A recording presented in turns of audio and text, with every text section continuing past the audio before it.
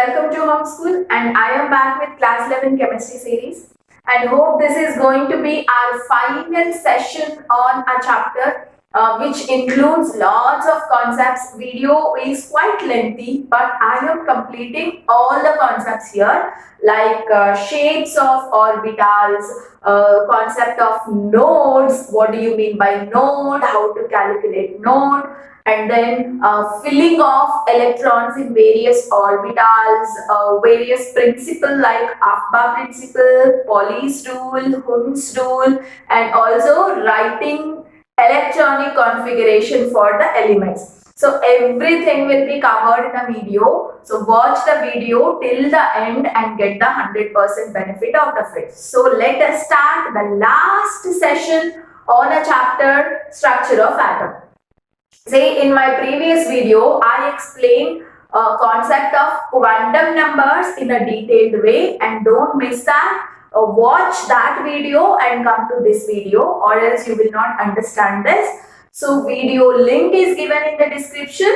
So just go to the link, watch and come here. Fine.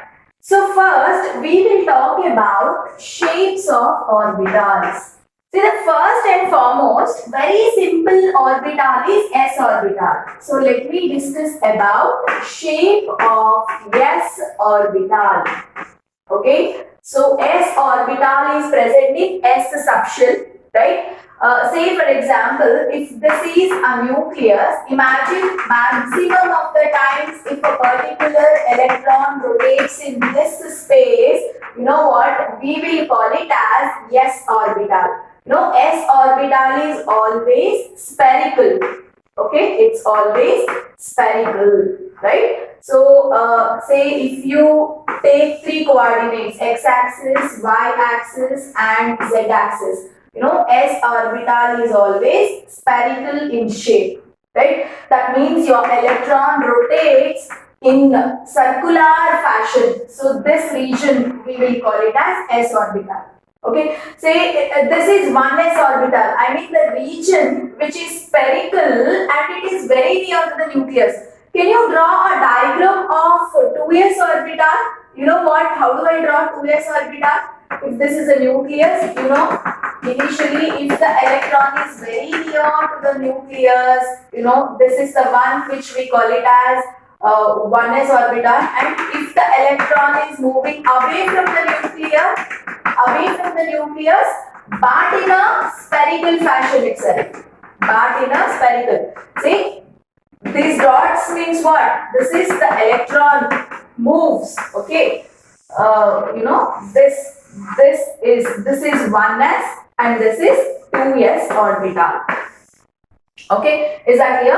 Like that 3s in the sense what? It is quite far region where our electron moves around. So S orbitals are always spherical in shape. That means if an electron revolves in a spherical way, that region is spherical. That's the reason it is called as spherical orbital. That is our S orbital. Okay, and one more concept I will introduce here, and this is 1s orbital and this is 2s orbital. Electron revolves in 1s orbital, electron also revolves in 2s orbital.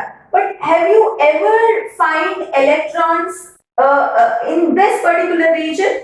Say this is the region. This is the region where you do not have any electron. That region we will call it as node. Okay, so what do you mean by node here? The region where probability of finding an electron is 0. Okay, so this is the reason where you will not find any electron. So such a reason we will call it as nodes. So, in between the orbitals, you have some empty spaces where you will not find any electron. So, those regions are called with the name nodes. Okay. So, actually nodes are of two types. So, we will go back to the nodes once again. So, just try to understand the meaning of the word node. That's it. Okay, so now let us discuss about the shapes of p orbitals. Shapes of p orbitals. Usually p orbitals have a shape dumbbell. They have dumbbell shape. Okay, so that means see, when you have three coordinates, x axis, y axis and z axis. See, if the dumbbell is placed along the x axis, if the orientation of dumbbell is along x axis, then we will call it as px orbital. Okay, say here let me show you. If this is a nucleus, you know what? Along the, if a particular electron is moving something like this. Okay, see, if a particular electron is moving something like this along the x-axis, you know, this is what we call it as px orbital. P orbitals are three, right? So this is px orbital. Then how do you represent py orbital? X-axis, y-axis, z-axis. So if the dumbbell is directed towards y-axis, I mean, say if the dumbbell is something like this, if the electrons are revolving something like this in the y-axis, right? So this is what we call py orbital. Okay, so this is our py orbital. And coming to pz, so it is understood it is x-axis, y-axis and z-axis. So if the orientation is along z-axis, then we will call it as pz. So if the orientation is along z-axis, so this is py and this one will be pz. Okay, so three p orbitals are there, we know it. So among that, px orbital is the one which is directed along x-axis in that three-dimensional space, and pz orbital is the one which is directed along y-axis, and py orbital is the one which is directed along y-axis, and pz is the one which is directed along z-axis. Okay, so these are the three different p orbitals. So what is the shape they have? Dumbbell shape, right? Now let us understand the shapes of d orbitals. Observe here guys, we know we have 5 different d orbitals, isn't it? And the shape of d orbital is double dumbbell. The shape of them is double dumbbell. Okay, so how do you show the shapes here? Observe here, x-axis, y-axis and z-axis. Say I will draw it for dxy orbital. These names we have studied in our previous video, right? The 5 d orbitals are called with the names dxy, dyz, dzx, dx square minus y square and dz square. Say now I am drawing dxy. Say these double dumbbell orbitals are present between x and y planes. Okay, say something like this. Say this is one dumbbell, this is another dumbbell. Okay, so these dumbbells are existing between x and y plane. So it's very difficult to visualize in three-dimensional.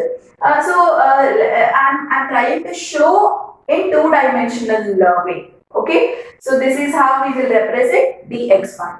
And similarly, the next one is x-axis, y-axis, z-axis. Let me draw it for dyz. Okay, so these double dumbbells are between y and z plane. Okay, y and z plane.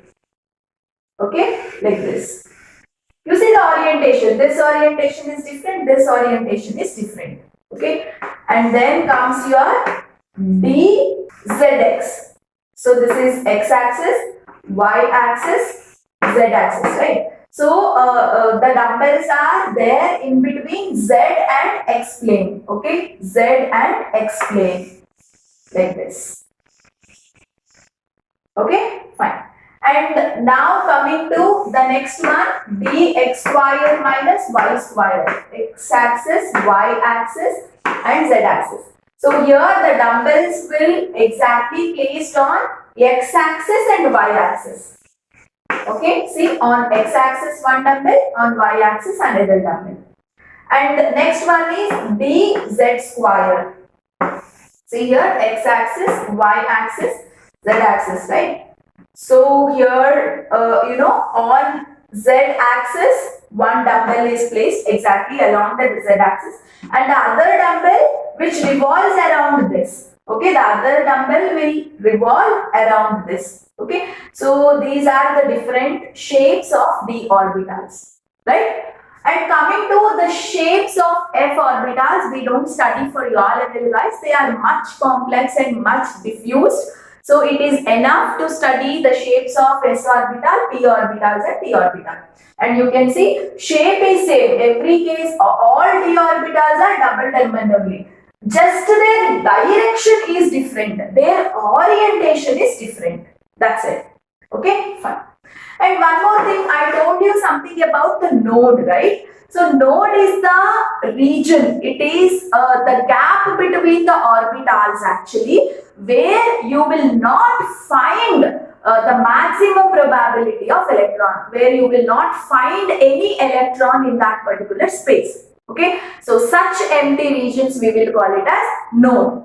So there are actually two types of nodes. There are two types of nodes. One is, we will call it as radial node. So what do you mean by radial node? It is actually a node that is present between s orbital. Okay, so this I have already explained. Say if this is a nucleus, right, and if this is 1s orbital, and if this is a 2s orbital, and this gap between 1s and 2s orbital, that gap is in radial fashion, that is in circular fashion. So we will call it as radial node. Okay, so you have a formula to calculate number of radial nodes. This formula is important, guys. Number of radial nodes can be calculated by the formula n minus L minus 1. So what do you mean by n? Principal quantum number. L is azimuthal quantum number. Okay, so I'll tell you how to apply these formulas. Don't worry. And this is one type of node. You have another type of node called angular node. So these angular nodes you will find between the p orbitals and d orbitals. Okay, say for example, if this is a nucleus, imagine this is px orbital, right, and this is py orbital. Between these two orbitals, there are certain regions where you will not find any electron. Okay, and the gaps may come between the lobes also, right? So these gaps are actually angular. They have certain angles. To some extent you can understand this way. Okay, so the gaps where you don't find any electron, these gaps if you are observing between the p orbitals and d orbitals, then they are called as angular nodes. Okay, so number of angular nodes can be calculated by just understanding the value of L. Okay, so number of angular nodes is equal to value of L itself, right? And the third formula which is important is total number of nodes. Total number of nodes. Actually, this was asked in exam. They asked you to calculate nodes. Okay, so these formulas are really very important to understand. So total nodes means what? Radial nodes plus angular nodes. Radial nodes plus angular nodes. So radial nodes how much? N minus L minus 1 plus angular node is L. L gets cancelled. So total number of nodes can be calculated by N minus 1 formula. What is N here? Principal quantum number. Okay, say to have a more clarity on these formulas, let us solve few questions on this particular concept. See the question, guys. How many radial nodes are present in 3s orbital? Okay, so 3s orbital. So you have to calculate. What is the formula to calculate radial nodes? This is the one, n minus L minus 1. So here, can you tell me what is the n value? Here n is equal to 3. Okay, so this is the principal quantum number. 3 means what? Third main shell, principal quantum number. What is L value here? What is the subshell? S subshell. For S subshell, what is the L value? L value is equal to 0. So all that we have covered in previous video, right? So N value is 3 minus L value is 0 minus 1. So that is 3 minus 1, which is equal to 2. So there are 2 radial nodes present in 3s orbital. Okay, like that. They may ask you how many angular nodes are present in 3p orbital. So what is your answer? They are asking angular nodes. So what is the formula for angular nodes? It is just the value of L. Can you tell me P subshell? What is L value? L value is equal to 1. So there are one angular node. There is only one angular node in which orbital? In 3p orbital. Okay, so like this, they may ask you to calculate radial nodes, angular node, as well as total number of nodes. Okay, so this is one of the very important concept for the competitive examinations, right? Okay, so we discussed everything about the shapes of orbitals, nodes, different types of nodes, and how to calculate all these different types of nodes.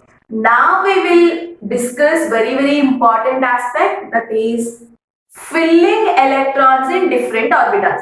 Now we have so many orbitals. In the first shell we have 1s orbital. In the second shell we have 1s subshell is there, 2s subshell is there. Again 1s, 1 orbital, 2s subshell, 3 orbitals. So now let us understand, when you have so many electrons around the nucleus, which electrons can be present in which orbitals.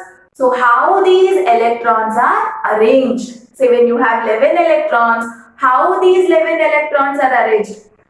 Does all the 11 electrons present in the first shell? No. So how these 11 electrons are distributed in various orbitals.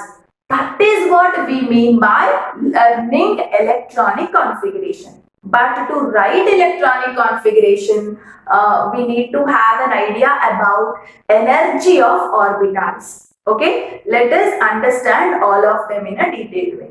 See guys, we have so many subshells in an atom, right? Say if you have to name the subshells, like in the first shell we have only one subshell, that is 1s.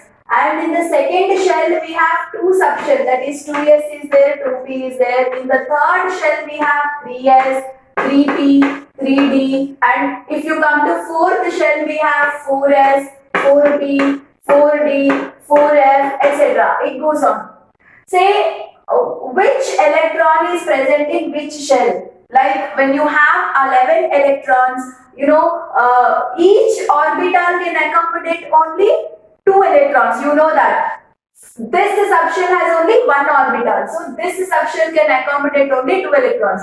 Whereas 2s, here also 2 electrons can be there. 2p means 3 orbitals are there, no. So in case of p subshell, you have a capacity of 6 electrons, right? So the thing is, here these orbitals or these subshells will get filled up according to their increasing order of energy. Okay, so these orbitals or these subshells actually have certain level of energy. So the orbital with less energy will get filled up, and later the orbital with high energy gets filled up. Clear? So the point that I would like to concentrate is, note down this point, very important. Electrons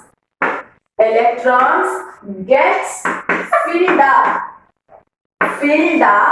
in the increasing order of their energies.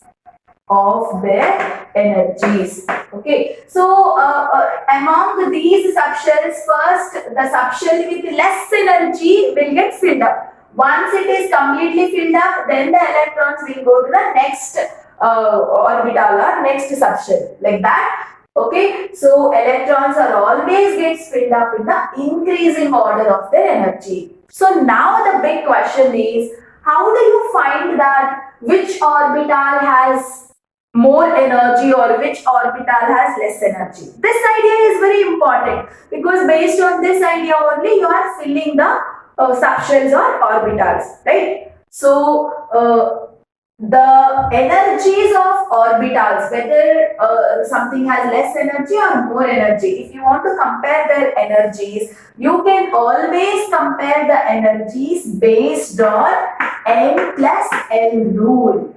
Okay, so there is a rule called N plus L rule. So what will this rule says? Through this rule we can compare the energies of subshells or orbitals. Subshells have orbitals, no? So orbitals. Okay. So now let us just calculate that N plus L rule. Okay. This is actually a subshell number and this is N, L and N plus L. Let us calculate. See, 1s is subshell. What is N value? 1. What is S value? S is subshell means L value is 0. So 1 plus 0, 1. Right. Say next is 2s is subshell. Okay. So 2s, N value is 2, S value is 0. So what is the N plus L value you got? 2. So that means which is the least number? 1 is the least number. So lesser the N plus L value, lesser the N plus L value, okay, less is the energy. Clear? So definitely 1s orbital has less energy. Later comes 2s orbital. And now after 2s, calculate for 2p. What is N value here? 2. What is P? P is subshell in the sense L value is 1. So 2 plus 1 you will get 3. Right? So next will be 3s. For 3s when you calculate, you know what? 3 is the N value. N value, S is subshell in the sense 0. See, 3 plus 0, 3. So here also you got 3. That means 2p subshell, N plus L value is 3. For 3s subshell also, N plus L value is 3. So what did I tell you? Lesser the N plus L value, less is the energy, no? But here we get a confusion. So among these two, when you have same N plus L value, compare the principal quantum number. In 2p, principal quantum number is 2. In 3s, principal quantum number is 3. So lesser the principal quantum number, lesser is the energy. Okay. So among 2p and 3s, less energy is 2p and later greater energy will be 3s. Like this, all orbitals are arranged in the increasing order. Okay, based on this N plus L value. I have calculated only for 3s. You can calculate for the remaining orbitals and you can place them in the increasing order of their energies. Okay, so electrons will always get filled up in the increasing order of their energies. Okay, so already a person called Afba, he based on N plus L value, he has arranged all orbitals in a particular format. Okay, say the less energy is for 1s orbital, then greater energy you will have for 2s, 2p, 3s, 3p, 3d, 4s, 4p, 4d, 4f.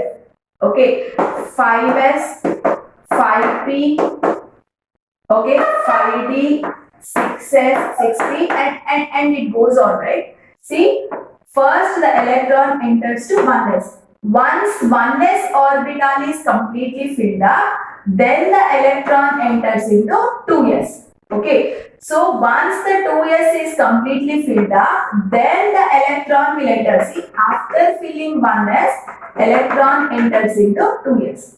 After filling 2s, electron enters into 2p. So after 2p is completely filled, electron enters into 3s.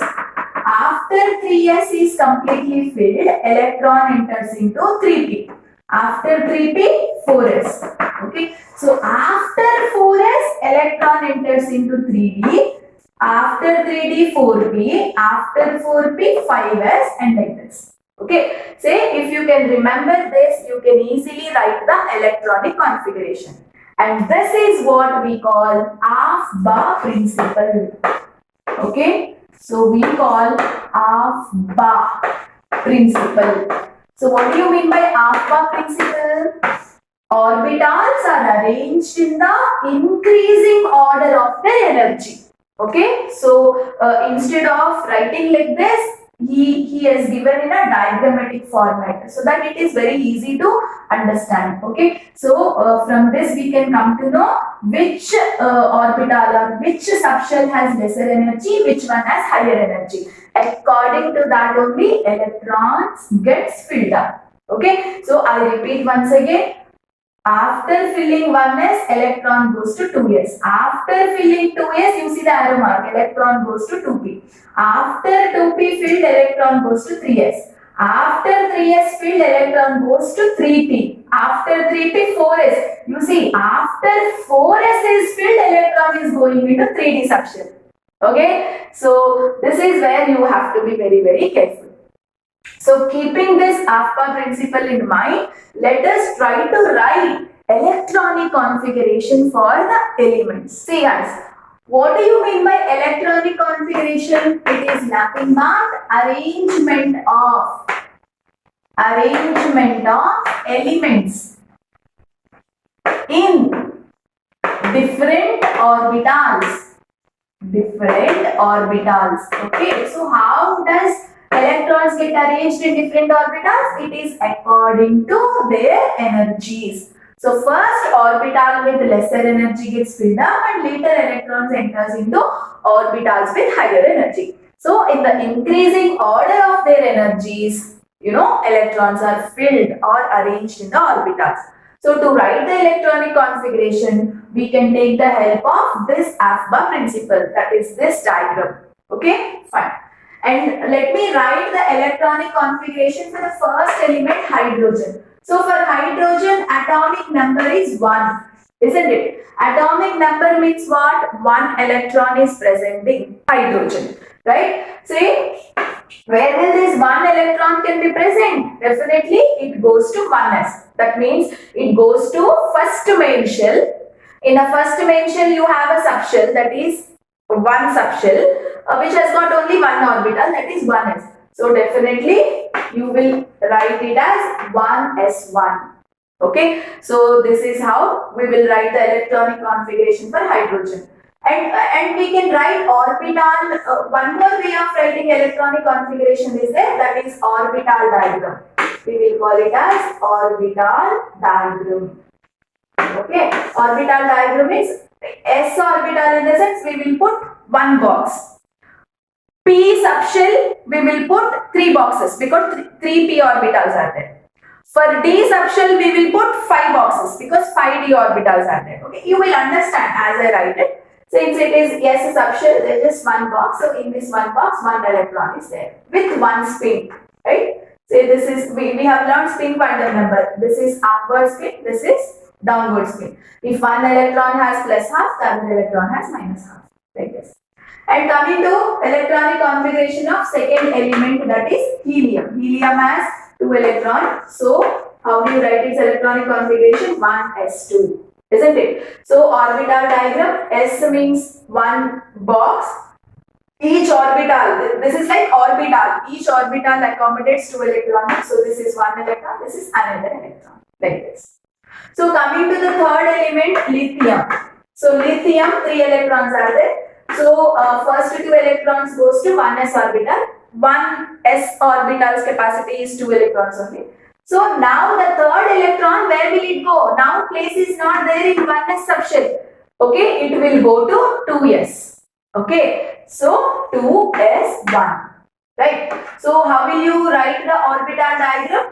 This is a box of 1s and this is a box of 2s. So here 2 electrons are there, here just 1 electron is there. Okay, like this.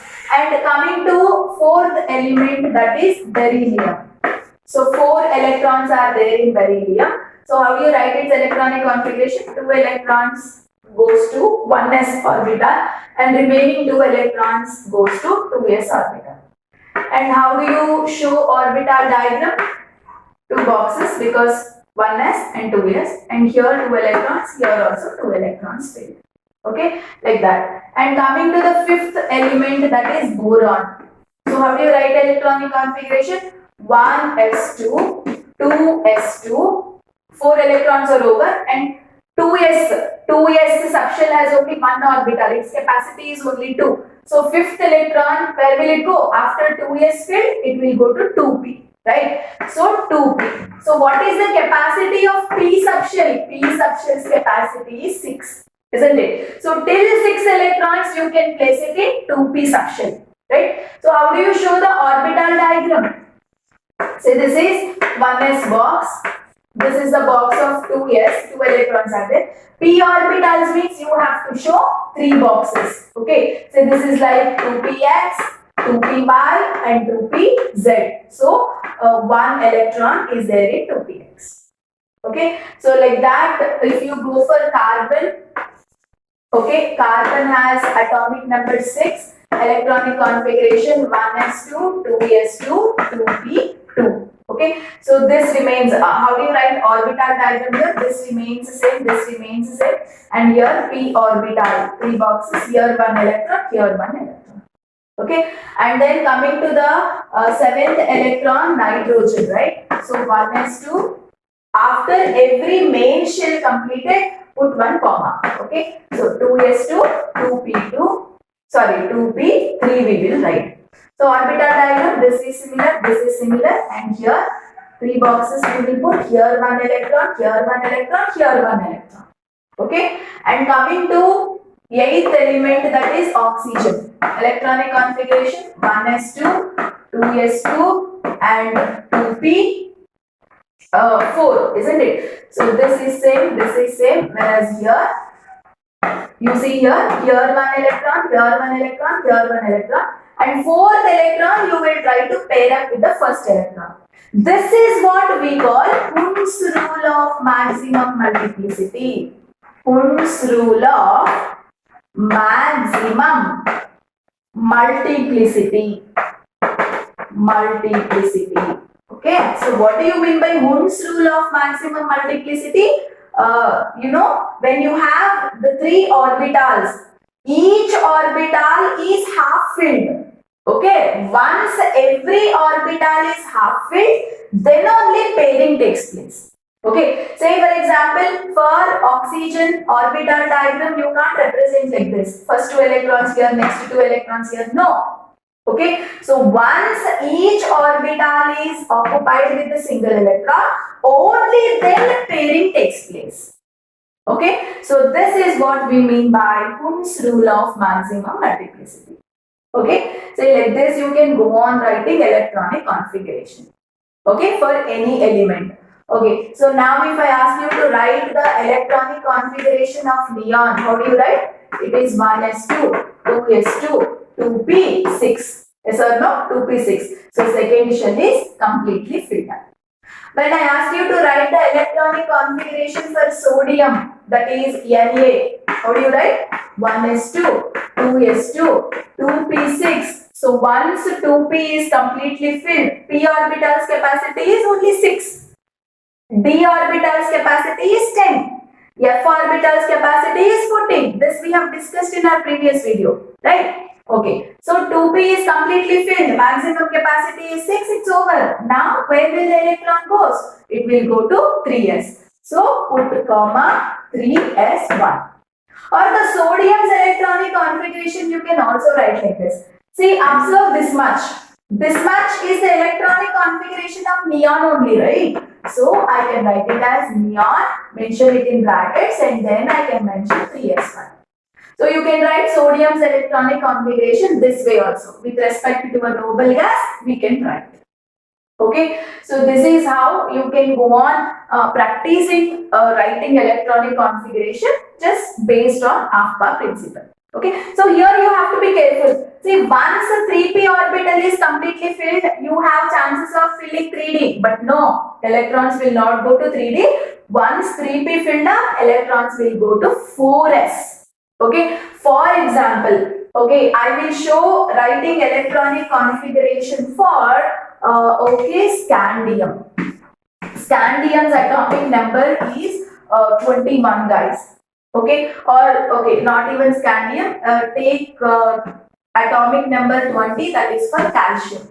So how do you write electronic configuration for calcium? First two electrons will go to 1s subshell. So 1s2, next 2s2, next 2p6. So how many electrons position I have already given? 6 plus 2, 8, 8 plus 2, 10. So among 20, 10 electrons are over remaining. After 2p gets filled up, 3s2, right? And after that, 3p6. Okay. So how many electrons are over here? 10, 16, 17, 18. So 18 electrons position I gave. 2 more electrons are there. 3p is completely filled. Where will electrons go? It will not go to 3d. It will go to 4s. So 4s orbital fills up. 4s orbital has 2 electrons. Okay. And the next element, 21 element. For 21 element, here till 4s2 it is same. After this 4s completely filled, s subshell's capacity is only 2. After this gets filled, it will go for 3d. So from 1 to 10 it goes on filling. From 21 atomic number to 30. Okay. So like that you have to be very careful in writing electronic configuration. Okay. So that's all about writing electronic configuration. Clear? And last one concept is there, that is stable electronic configuration.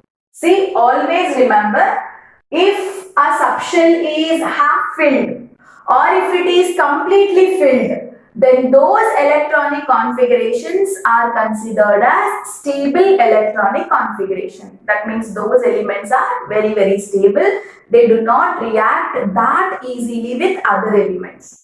Okay, so can you tell me which are the stable electronic configurations here? You see here, observe nitrogen. Okay, see 2p subshell is half filled. Maximum filled p subshell means 6. If p is completely filled with 6 electrons, we say completely filled. Say observe neon.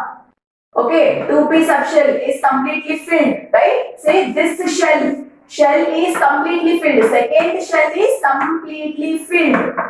Second shell is completely filled. Actually, if the shell is completely filled, then those electronic configurations are considered as stable electronic configurations. And if the shells are half filled, say here the shells are half filled, 2p is half filled. So this is half filled condition is also stable only, right? So these are some important aspects of the chapter, right? So with this, I am completing this chapter and I will come up with one more video on this chapter relating to important questions that they can ask from a chapter. Say if any concept is left over, I will explain with respect to the questions. Okay, so I think the concept is almost completed with this video, and wait for my next video for the questions from this particular topic. Especially, I'll be picking questions from the previous year's question papers. So do watch my next session also. That is a video on questions from atomic structure chapter. Thank you so much.